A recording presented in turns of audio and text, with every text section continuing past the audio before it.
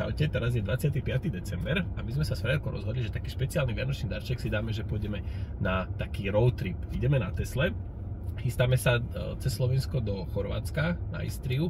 Je to zhruba 1400 km. Teraz sme ešte na nabíjačke na Slovensku, na ZSE, lebo je to výhodnejšie nabíjanie, takže ideme nabiť ešte doplná. Máme aktuálne nabité zhruba 50%, ostáva nejakých 20 minút do plného nabitia a potom vyrážame.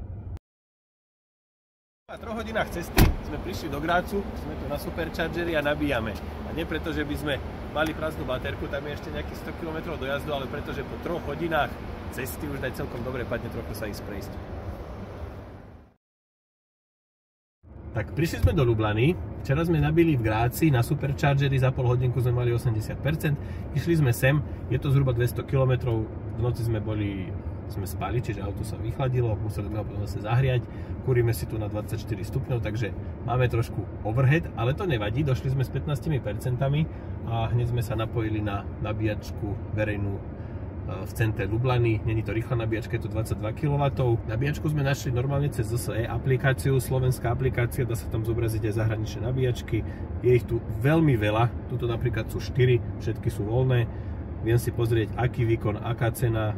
Napríklad táto tu je 22 kW Mennekes 2, cena je 9 € za hodinu. Není to nejaké najlacnejšie, ale je to taká normálna cena okolo tých 40 centov za kWh, takže to sa dá. A zároveň máme tu aj nejaké, to pravdepodobne máme nejaké bezplatné parkovanie k tomu.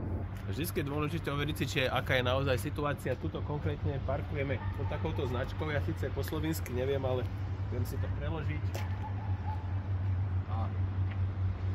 Pravdepodobne máme 3 hodiny, keď prídeme a označíme si v aute čas. Už sme na ceste naspäť, nabili sme po Lublane už iba v Koperi na Superchargeri zhruba 50%, nejakých 45 kWh a zvládli sme Umag, Rovíň, Pulu, naspäť 2 noci auto stálo a cestou naspäť sme sa zastavili na Supercharger Kozina na juhu Slovenska. Tu teraz nabijeme nejakých 300 km, zhruba nejakých 10 minút ešte a môžeme ísť ďalej. Pôjdeme potom do Grácu a dostaneme sa rovno na Slovensko. Na výlet sme boli na Tesle, nemusíš sa bať vôbec elektrického auta, nie je to také, že ježišmária 8 hodín niekde stvrdíme na nabíjačke.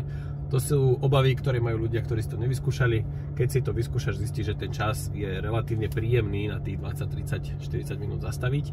My sme dneska museli nabíjať niečo cez hodinu.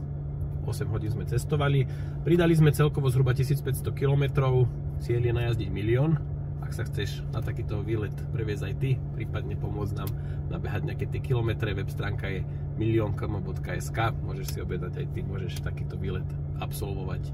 Není to vôbec také strašné, ako sa obávajú ľudia, ktorí si to ešte nevyskúšali.